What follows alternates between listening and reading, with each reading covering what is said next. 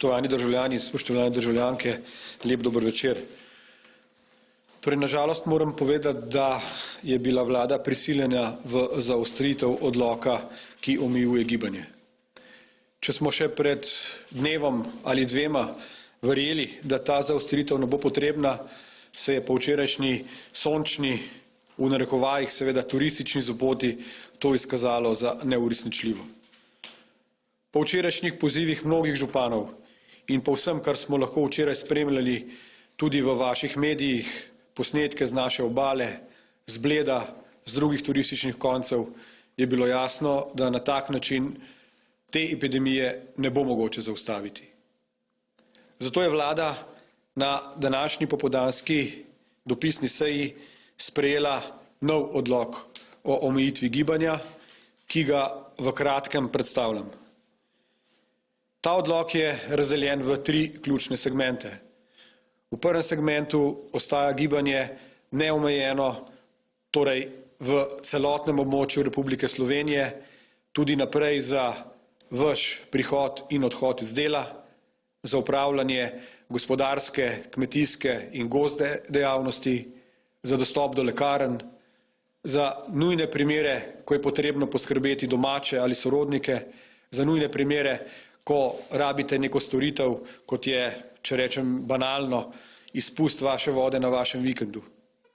V drugem delu tega odloka omejujemo gibanje striktno na posamezno občino. Gre za omejitve, ki se nanašajo na dostop do trgovin, dostop do bencinskih servisov, dostop do lekarn, dostop do kmetijskih proizvodov in še nekaj drugih alinej je v tem delu tega odloka navedenih. Če me boste vprašali ali pa če se boste vprašali, kako pa naj potem vendarle pridem do trgovine, če v naši občini ni, kako naj pridem do bencinskega servisa, če tega v naši občini ni, je tudi za to predvidena rešitev.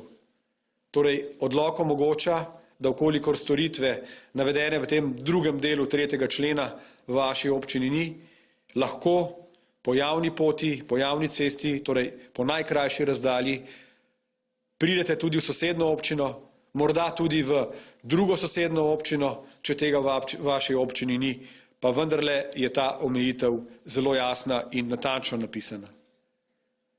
Poseben člen tega odloka smo na žalost morali uvesti in ga danes posebej izpostavljam, pa je dostop do parkovnih, sprehajalnih in bolj plastično rečeno rekreacijskih površin.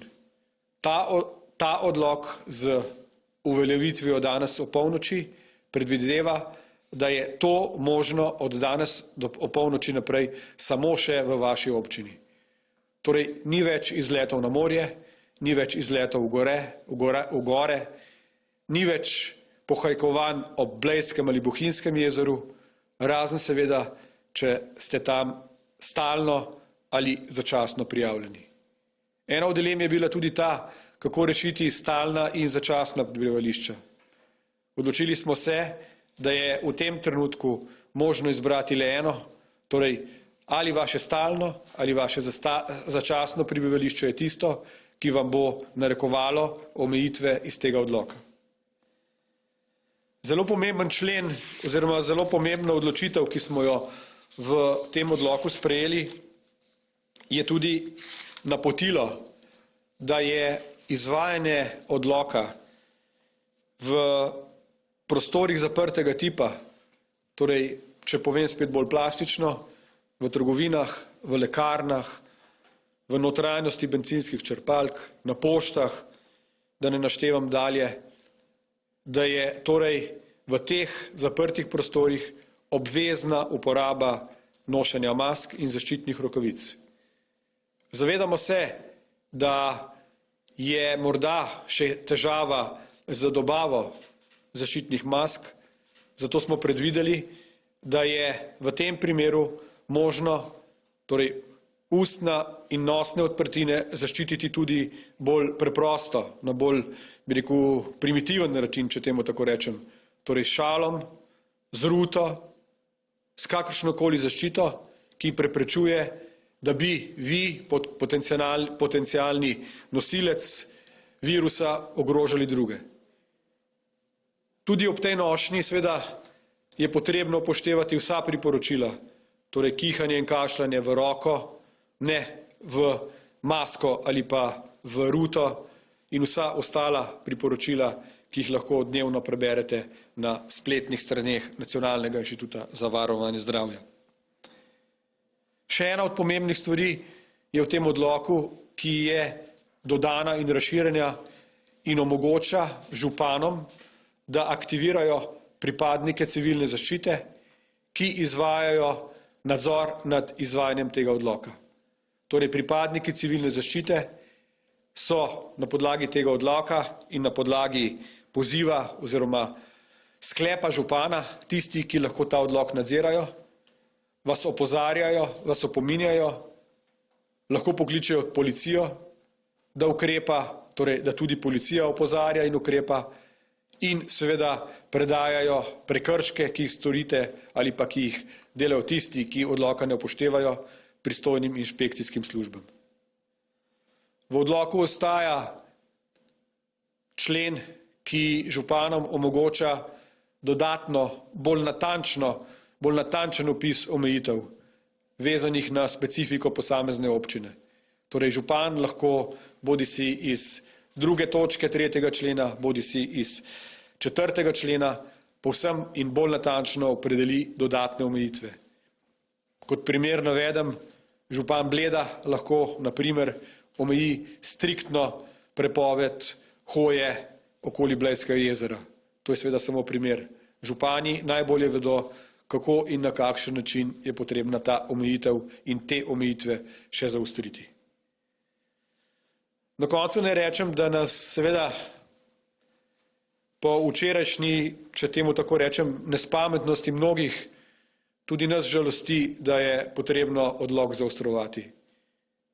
A naj jasno povem, vkolikor se tudi tega ne bomo držali, vkolikor nas v naslednjih dneh ne bo srečala zdrava pamet, bo potrebno tudi ta odlok še zaostriti.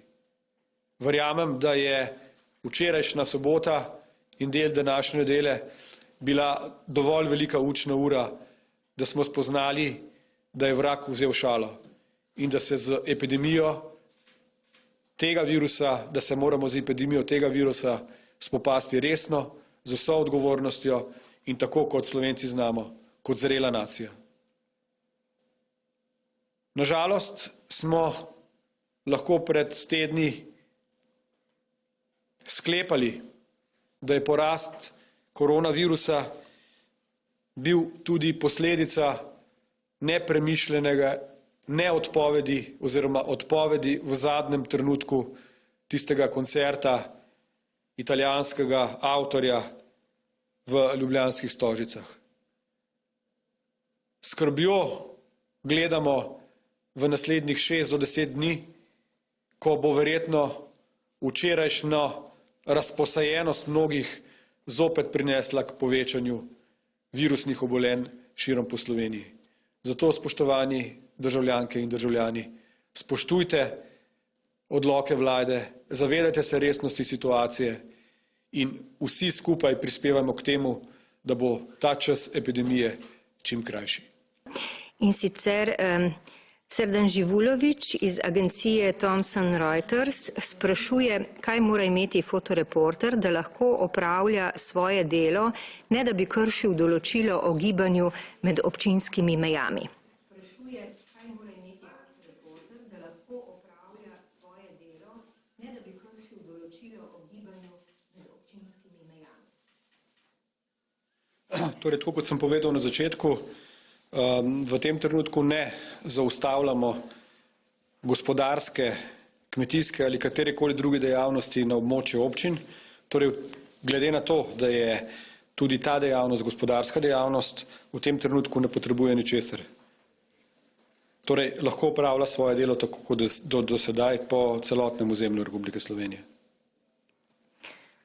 Hvala lepa. Tina Hacler, novinarka MMC RTV Slovenija.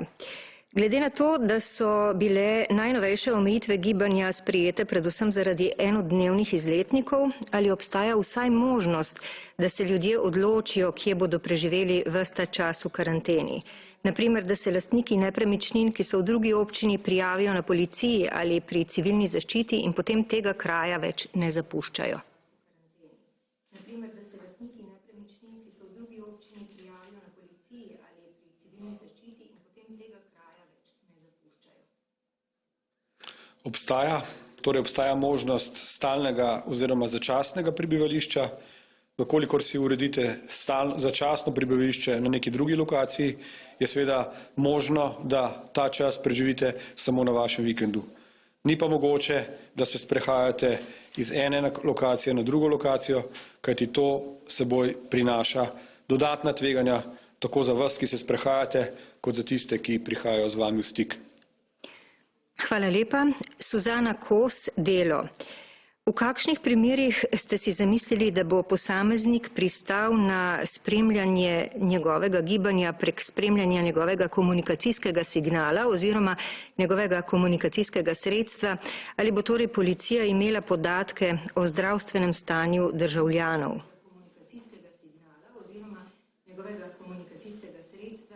Ali bo torej policija imela podatke o zdravstvenem stanju državljanov? Te zadeve bomo uredili oziroma urejamo v predlaganem anti-covid zakonu. Zavedamo se resnosti situacije in seveda nekako povzemamo izkušnje tistih držav, ki so ta virus, ta covid virus uspešno zajezile. Tukaj imamo predvsem v mislih Južno Korejo, Singapur in še nekatere druge zelo uspešne države. Tam so ta protokol možnosti sledenja uvedli. Zamislili pa smo si to zadevo tako, da je tisti, ki bi moral iti v karanteno na neko posebno območje, vkolikor je pripravljen podpisati izjavo, da je to sledenje omogočeno, da se mu omogoči tudi izvedba oziroma stanje te karantene na njegovem domu oziroma na lokaciji, kjer si jo bo izbral. Vsekakor pa želimo, da ne prihaja do tega, čemur smo bili priča v preteklem tednu, ko nas je eden oziroma celo dva od županov klicala, povedala, da vedo, da imajo v svoji občini okužene s koronavirusom, povedala, da po njihovih informacijah imajo tako imenovano karanteno oziroma prepoved izhoda, prepoved gibanja, pa so se te bolni prosto sprehajali po občini. To moramo preprečiti. Suzana Kos iz Dnevnika še vedno sprašuje, ali se lahko človek, ki ima ostarele starše, odpravi v drugo občino in jim gre zanje v trgovino, druge oskrbe nege pa te osebe ne potrebujejo, in ali lahko oseba, ki ima zakonskega partnerja v drugi občini in je tam tudi stalno prijavljen, torej drugje kot drugi partner, tega zakonskega partnerja obišče oziroma je pri njem več dni, ali tudi za takšne pare velja, da se ne smejo videti.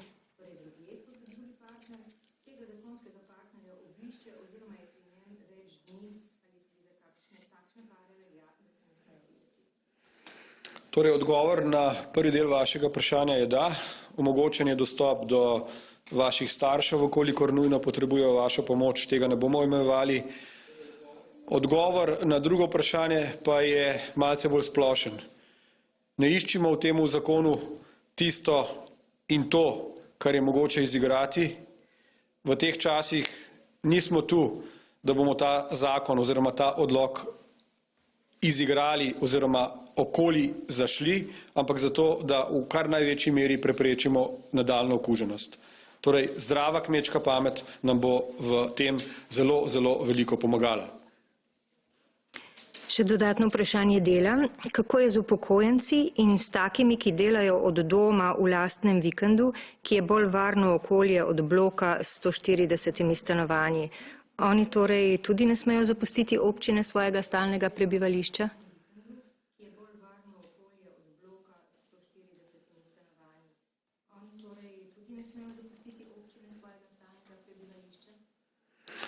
Čeprav razumem, so te ljudje že na svojem vikendu.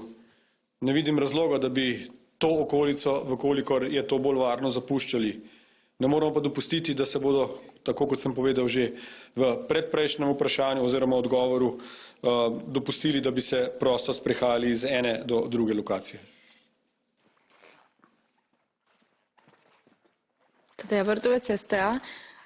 Če se navežem na tole zadnje vprašanje, je torej nujno, da če recimo neka družina živi na vikendu ali nekje dislocirano v času te epidemije, da se uredi začasno bivališče, ali lahko preprosto tam pač biva, le da ne prehaja? Na vikendu ali nekje dislocirano v času te epidemije, da se uredi začasno bivališče, ali lahko preprosto tam pač biva, le da ne prehaja? Torej, če je neka družina že na svojem začasnem bivališču, ni nobene potrebe, da to začasno bivališče v tem trenutku zapušča, posebej, če je to začasno bivališče bolj varno, govorimo o neki lokaciji, ki je izven mesta, na kmetiji morda, na nekem vikendu. Vse spremembe pa se dajo urediti tudi po elektronskih poštah oziroma po elektronski komunikaciji, zato ne vidim nobenega razloga, da si tega v doglednem času tudi ne uredijo. In še glede dostopa do rekreativnih površin, do narave, če ne bo možno recimo iz večjih mestnih središč prehajati denimo nekam dlje od Ljubljane, mar se ne utegne potem vse zgostiti v parkih, ljudje se bojo verjetno več sprehajali na zelenih površinah znotraj mestnih središč.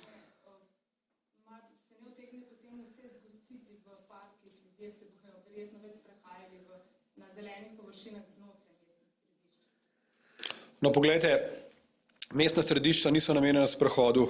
V Ljubljani imamo dovolj zelenih in parkovnih površin, ki lahko, če rečem temu malo grdo, pogoltnejo tiste ljudi, ki bi se želeli uro ali dve na dan sprehoditi. Zaščititi je potrebno tudi tiste, ki niso iz mestnih središč. Torej, v včerajšnjem dnevu se je izkazalo, da so posebej ogrožene naše priobalne občine, da je posebej ogrožena Blejska občina, verjamem, da so še nekatere druge občine, pisal mi je tudi župan Kranjske Gore, ki je enako potarnal in prosil, da nekaj uredimo. Zato mislim, da je prav, da gledamo predvsem drug na drugega. Ne zgolj samo nase, ampak na to, da smo v tem trenutku vsi skupaj, torej celotna država mora prebroditi to krizo in verjamem, da bodo vsi razumeli, da v tem trenutku ni najbolj primeren čas za to, da razvijamo svoje športne in pa druge aktivnosti izven svoje občine. Vprašanje Barbare Eržen, Delo. Ali je dostopanje do mobilnih podatkov, ki jih ob soglasju posameznika predvideva 104. člen protikorona paketa, predvideno le v primeru odreditve karantene ali tudi ukrepa osamitve? Zakon v tem členu tudi ne predpisuje, kdo natančno bo do teh podatkov lahko dostopal in kako je z njihovim shranjevanjem. Ali nameravate to še dopolniti oziroma morda urediti s podzakonskimi akti? Ali ste se v tem delu, ko gre za širjenje policijskih pooblastil, morebiti obrnili tudi na urad informacijskega pooblaščenca? Ali ste se v tem delu, ko gre za širjenje policijskih pooblastil, morebiti obrnili tudi na urad informacijskega pooblaščenca? Vezano na 103. člen, če se ne motim, smo zadeve v največji meri uskladili tudi z uradom informacijske pooblaščenke. Vezano na ta člen, o katerem govorite, pa je z njihove strani, saj kolikor je meni znano, bilo nekaj zadržkov, pri čemer sam osebno ne vidim, zakaj bi ti zadržki lahko obstajali, kajti ta člen zakona jasno piše in jasno pravi, da je tako sledenje možno samo ob izrecnem soglasju tistega, ki je temu sledenju oziroma temu spremljanju podležen. Torej ne vidim razloga, zakaj bi tukaj lahko bila dilema. Gre pa seveda za to, da, tako kot ste že sami v vprašanju vprašala, torej gre za karanteno oziroma osamitev, oziroma gre za tiste ljudi, za katere moramo vedeti, da so pod nadzorom oziroma da ne smejo v času te bolezni, ki jo imajo, oziroma odredbe, sklepa, ki ga izda minister za zdravje, tam bo pisalo, kaj sme in kaj ne sme početi, nič drugega in nič drugje, kjer mu je tam zapisano.